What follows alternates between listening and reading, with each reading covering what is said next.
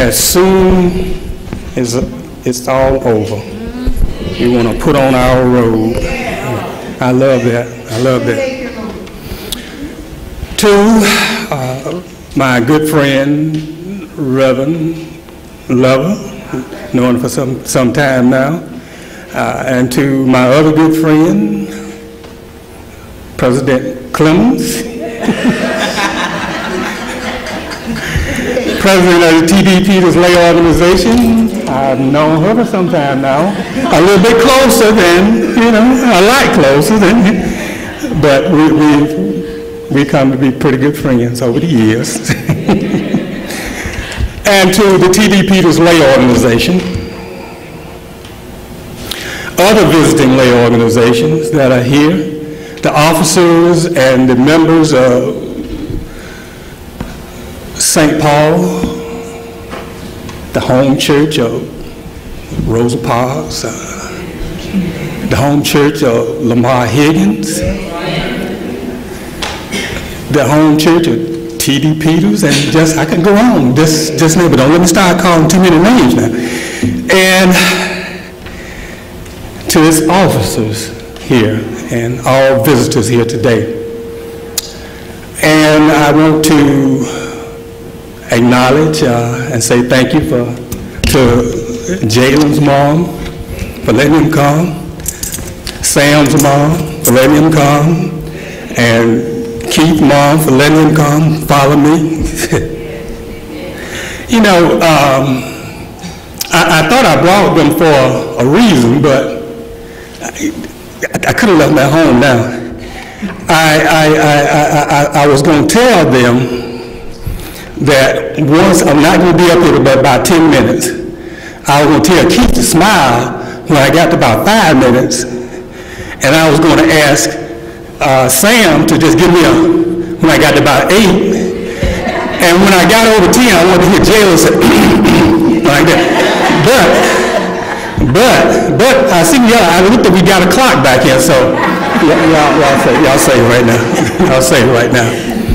But anyway, it's good to have them here. And like I said, I thank Jalen again for the introduction. But one thing in there about the Rosa Parks Day, I was just somebody standing in the background looking. The architect is to my right here. I was watching that Forrest Gump last night, and he was, the president, he was standing in the background, looking and looking. That's all I was doing. That's all I was doing. I was there, but that's what I was doing, just standing in the background looking as he and Representative Hall and others, shepherd this thing through. But thank you for that inclusion. Now, I want to, I don't know who decided to select me for this, but I don't know whether they know part of my track record. One time I was a speaker at this church, thought everything went well. The next thing I know, the church had pulled out the connection. So they had pulled out the connection. And then the next time I went to speak. Well, it was a couple times, but one time I went to speak, and at annual conference, the pastor was moved.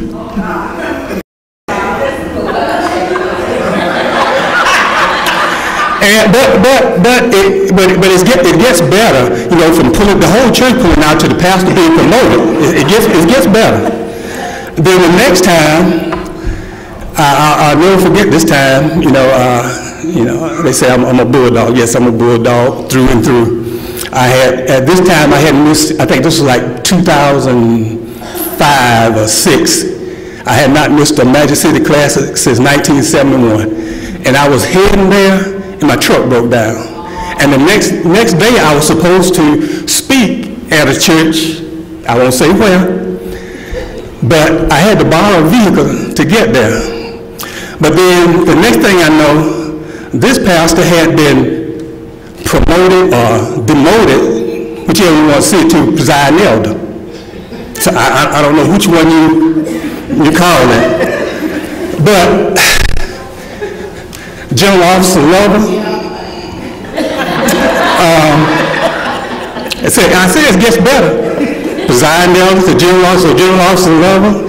Yeah, y'all be on the lookout now. You know. But anyway, just looking at your theme for today, the theme that was chosen says, empowering youth and young adults. Empowering youth and young adults. I'm going to start right there. We have to catch our youth. We have to catch our youth at a young age. We have to get them while they are still impressionable. You know, A.M.E was talking one day, you know, said, well, you know, you have to get them before they get 5 years old, because after that they, you know. And the young adults, those young adults that we have, they're at a point where they can make their own decisions. Sometimes it seems that they get to be young adults quicker than they should be, or sooner than they should be. They start making decisions sooner than they should be. But normally a young adult gets to the point where they can make decisions on themselves. And so we have to do things. We have to do things that will influence them, empower them. We have to do that. But and this thing goes on and says to walk humbly with God towards the quest for peace and justice. Yeah, and as was already read, coming out of this 9th chapter, and we look at this 9th chapter, Jesus was busy. He was busy in this 9th chapter. I said he had healed the paralyzed man. He had called Matthew. He had been questioned about fasting. He had raised a dead girl. He had healed a sick woman, and he had healed a blind man. You know, he was a busy person. But we know, in our mind we're thinking busy, but we all know that nothing is too hard or for God. God, Jesus, Father, Son, and Holy Spirit. But I want to go on down a little further. And Matthew's who read it? Matthew read chapter 9, verse 35 and 38. And it says that Jesus, and she's already read it, but I just want to read it again. It says, Jesus went through the town and villages, teaching in their synagogues, proclaiming the good news of the kingdom, and healing every disease and sickness. When he saw the crowd, he had compassion on them, because they were harassed and helpless, like sheep about a shepherd. Then he said to his disciples, okay, now let's just kind of substitute that. Then he said to the lay organization, come on! The harvest is plentiful, but the workers are few. And then it goes on that last one, it says, ask the Lord of the harvest, therefore to send out workers into his harvest field. And then when I got about harvest, I thinking about harvest. Growing up, little country town over here, Targerville, Renee know about that. Little Targerville, where cotton was king. She never did any of that. But cotton was king, and farming was and still is the major industry over there. And then growing up near Selma, my grandfather's farm, I know a little bit about farming. I don't do that much, but I know about it. And so I decided to go on to just take it a little bit further. I went on over to Matthew, the 13th chapter. Matthew's 13th chapter. And this was talking about the parable of the sower. Come on. Now, when you get ready for a harvest, you get ready for a harvest, you know, or you get ready to plant, you got to know what you want to plant. Right. Where you want to plant it, and then you got to take care of it once it's planted. Come on. And so I'm going to use for subject, title today, getting ready for the next harvest. Okay. Getting ready for the next harvest. And you know, I won't be here long, so don't take your shoes off. Don't take your shoes off, because sometimes you have to, you know, they're hard to get back on. Don't take them off, because I won't be here long. You know, so, but when you're talking about harvest, there are things, and looking at this chapter and these verses, there is the seed. The seed. And what we're talking about here, I don't know whether you're going to plant corn, you're going to plant cotton or whatever, or but in this case, we're going to talk about the Word of God as a seed. We're going to talk about the Word of God as a seed. Come on. Then we talk about the soil. Montgomery has several different soils. You know, it's over where we live. You ain't never trying to plant nothing over there, because the soil is really not good. But the soil we're talking about today, we're gonna switch that around. We're gonna talk about the hearts and minds. Or we want to plant the seeds in the hearts and the minds of youth and young adults. Right. That's what we want to plant. We want to plant those seeds. And but then, in order for those seeds to get in the ground, you got to have a sower. You got to have somebody to plant them. You got to have that, you know. And so the soil today, I'm going to switch it around a bit more. The soil today is a lay organization. We're going to use that. And we're going to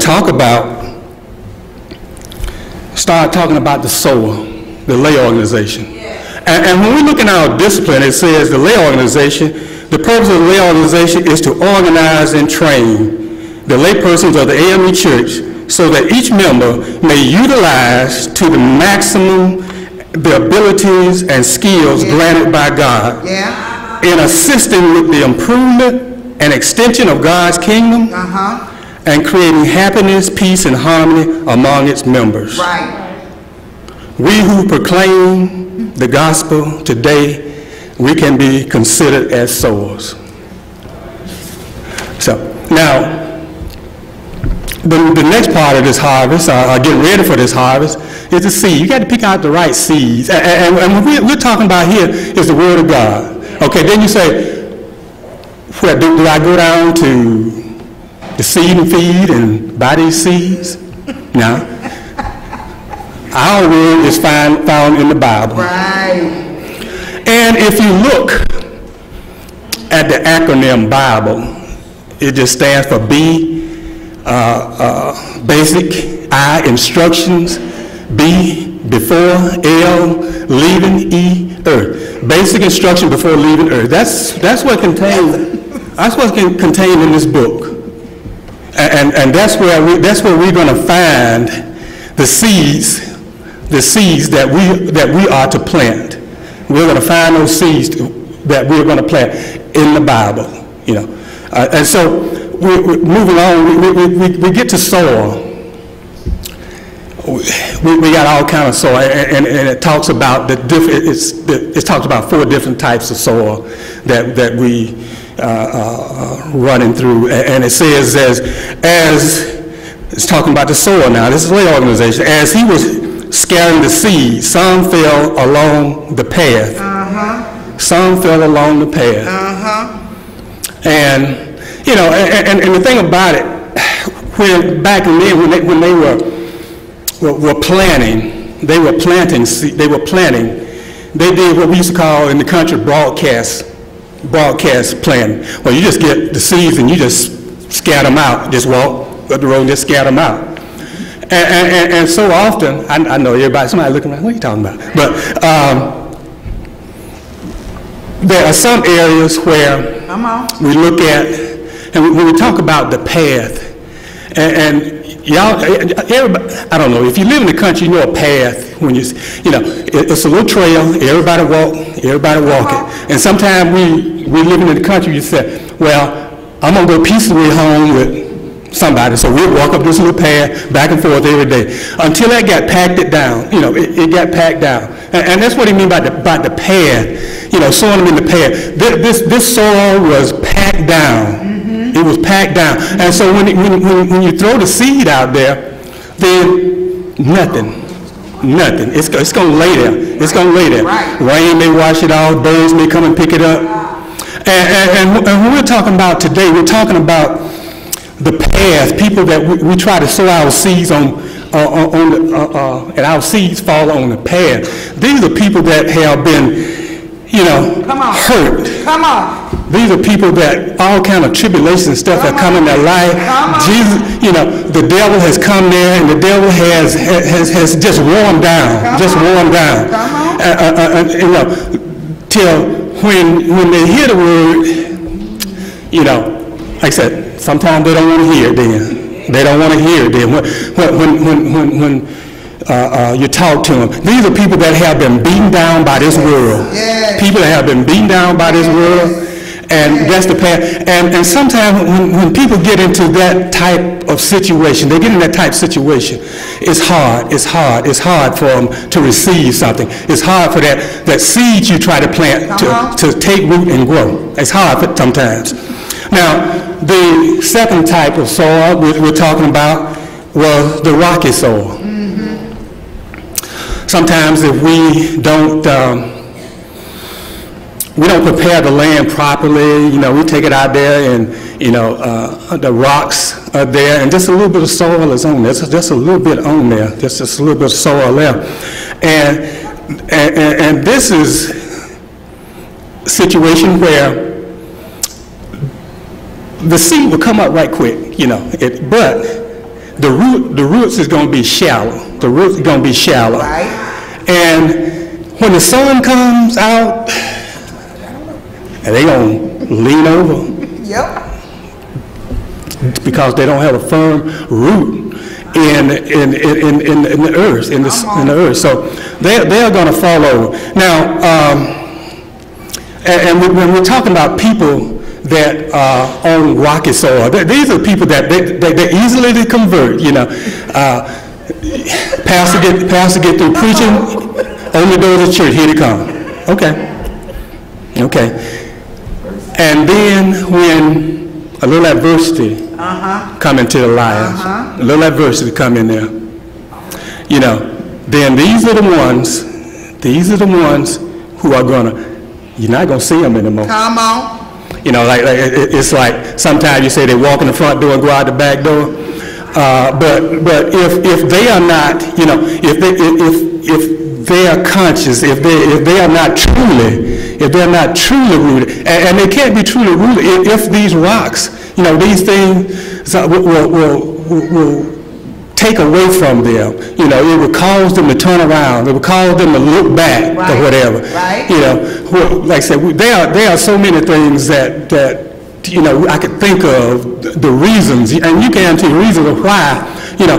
One guy used to come to church all the time, but since he lost his job, Which guy used to come to church all the time, but since him and Mrs. don't get along well, I don't come to church no more. Yeah, these are those type people, the people that their faith has been planted. You know, the seed have been. You know, we try to sow our seed. It's in the rocks, and so the rocks won't really give you a firm foundation, for a root and everything. And then we talk about the next one. Is talking about the thorny. It says that others fell among thorns which grew up and choked the plants. Ouch. You know, in this case, the seed, what we've tried to plant, it comes up. It comes up.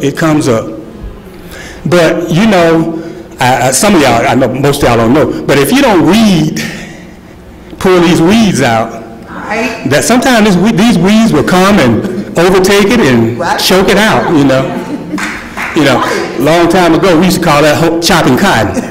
You know, cotton come up, Grandpapa Harry was out there before day, pulling the weeds, getting the weeds out around it. Getting the weeds out.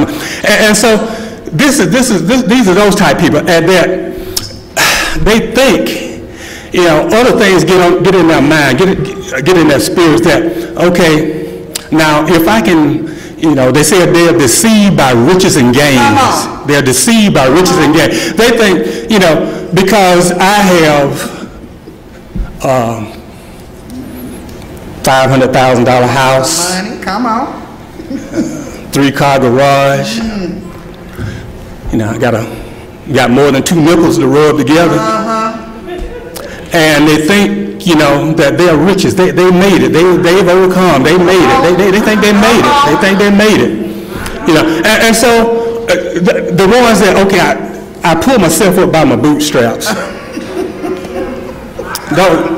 Those type people that, you know, that their faith was sown in thorns, you know. And so when we have counted ourselves as obtained, then one thing becomes less than the other. Our faith becomes less than our so-called wealth. It becomes less than our so-called wealth. And so we have to, you know, we have to be careful of those type things, you know. Now, the other is good soil. The good soil is, you know, you prepare the soil before planting. You get out there and they say you plow the soil, you turn it and you till it, and everything remove all the rocks and everything, and then you plant your seeds, and then it grows, things grow. But you can't just plant it and leave it. You can't plant it and leave it now. You have to continue. You have to continue. Just like our faith. You cannot get it and say, I have obtained, this is it. You can't do that. It's a continuous process, continuous thing. So, you know, that, and when it's on good, so you know that. You receive the word and you understand. You know that in order to do this, in order to continue, you know, there might be some rocky roads ahead, you know. There may be some thorns there. But I know that if I keep going, if I continue, then my harvest will come in. My harvest come in. But now we know that there are people. There are all types. These are all types of people. You know, there are different type of people. I just explained some of them, and it said, and I was just reading here, said that it produced different results. Whether we are evangelizing new members for the kingdom of God, or trying to get a person to understand the importance of carrying out their civic duties. We must plan to improve soil by softening the hard pathways, removing the rocks, pulling up the thorns. If we want our efforts to be successful, we, the sowers, must work ahead of time, preparing the soil for the people we meet and evangelize. Now, we have to, I was telling somebody this yesterday, and I think Lamar, here's a great example. Is that we have to be strategic in our planning. We have to be strategic in our planning, in our vision, in our thinking, in our preparations. Because they say if you plan to fail, you fail to plan. Back in, getting a little political now. Back in 2008, we elected the first black president of the United States, Barack Hussein Obama. And we just had a kumbaya party.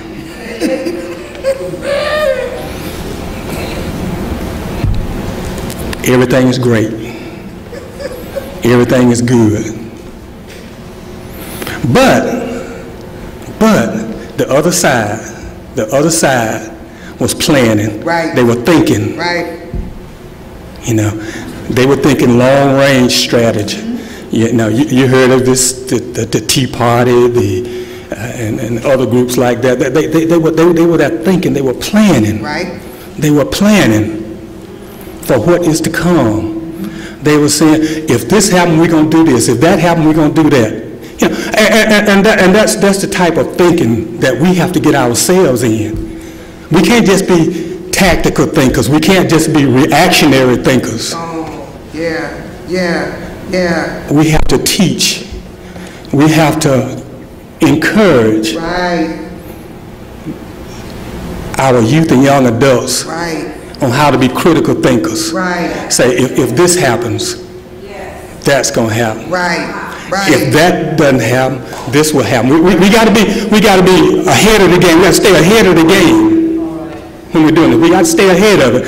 You know, and just like our religion, we just can't say, okay, I joined church and I got baptized. That's it. You have got to work out. They say work it out your salvation. You got to get to the point where you know that just because I put my hand in the hand of the pastor, that's just the beginning of it.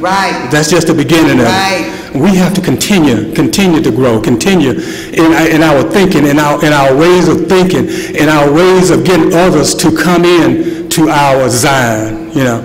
And so one of the things, you know, in order to help some of our people that we try to plant seeds, the soil, we try to plant seeds, you know, we have to get them to realize, and we have to try to educate them. And at a young age, you have to inspire and get people, young people, especially young people, motivated to love learning. To love learning. You got to have them see the power and the joy of learning. You know, and it's got to be done at an early age. And I'm gonna date myself now. I can remember to this day. I was a little boy. I don't think I had started to school. I can remember this day, my mom sitting me down and reading to me Grimm's fairy tale. Nobody know what Grimm's fairy tale, but Grimm's fairy tale. That's Little Red Riding Hood and you know, those types. I used to read fairy tale, and so I got to the point where I kind of enjoyed it, you know. And so that's what we have to do. We have to impress them at a young age, you know. And the reason I say that too is because my children, when they were in school,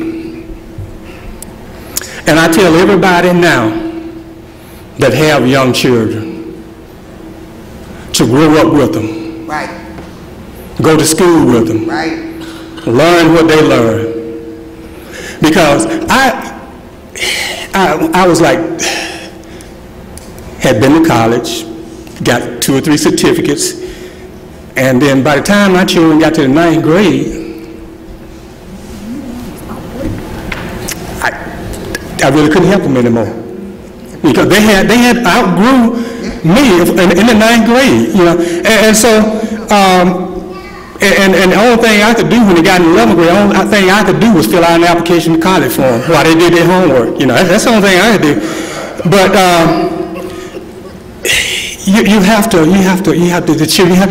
the education. I can't stress enough the importance of education to our young children. I can't express enough.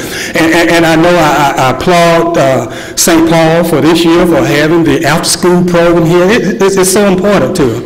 You know, this summer we having a summer enrichment program at the church there. Jalen and Sam, and I hope Keith, he'll turn around and come.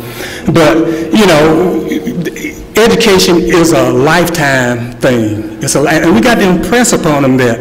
You know, another thing I want you to do is those of us, these sowers in here, these young adults, because they are the sowers now, in more ways than one. They're the ones that are having the little children. And so I want them to stay involved with their schools. You know, be on a first name basis. Be on a first name basis. Be on a first name basis with the principal, the counselors, the teachers. Right. You know, you got to be on a first name basis. Michael Gilchrist mom back here know how we used to do that. Miss Gilchrist, she know how we used to do that a long time ago. We were involved. We were involved in schools, you know. We were on first name basis with just about everybody over at Lanier High School. We was on first name basis with them. And so you have to stay involved with them. And our young adults at this time, our young adults, you know, the young adults, you know, I don't know what age young adult is anymore, but you know, our young adults, we have to make them feel, and get to the point where we get them to know that everybody can learn something. They're never too old to learn something. You know, we have to get them to that point. Okay. Now, also, you have to respect. Come on. And you got to set expectations. Come on. And you got to have encouragement. Right. Whether that's for the people you're sowing the seeds for, the new babes in Christ, or your young children. You know, you have to respect them. And how you treat a person, right, is basically how they're going to act. Right. They're basically how they're going to act. I had the opportunity one time of coaching Dixie Youth Baseball here in Montgomery. I did about 18 years, and during that time we ran across several, like almost a generation of children. And one time we had an all-star game, all-star team, and another coach and we had those kids. And these kids were from everybody, they were from, I think it's Tulane Court right here on Hall Street. They were from Tulane Court. They came over, and they were mixed part of our team. And everybody telling us how bad these kids were. You know, you would see them during the regular season, you see the coach cussing them out. Yeah. I saw the coach one time, took his belt off right there and just went to wailing on the kids, you know. But when we got those kids, we treated them, we respected them. It was, you know, yes sir, no sir. And that's what we call them. They ask a question, we say yes sir, and we'd answer the question for them. Yeah, and they did the same thing to us. And I found out just then, however you treat them, that's how they'll act. That's how they'll act, you know. And expectations. We have to set expectations. Have to set expectation. You know, we have to set expectations at home. We have to set expectation for when they're in school. We have to set expectation for when they're at church. And we have to set expectation for when they are outside of our presence. Right. Right. You know, we have to do that. You know, another one of your members here I respect very much, and that's Brother Anthony Brock. And the job he's doing down at Valiant Crossing down there. And he says, our scholars. That's how he calls his boys down there, our scholars. And he said, our scholars are not better than anyone else, but there is no one better than our scholars. And so when he's giving them expectations, he expects them to be scholarly. And that's what we have to do. We expect them to be scholarly.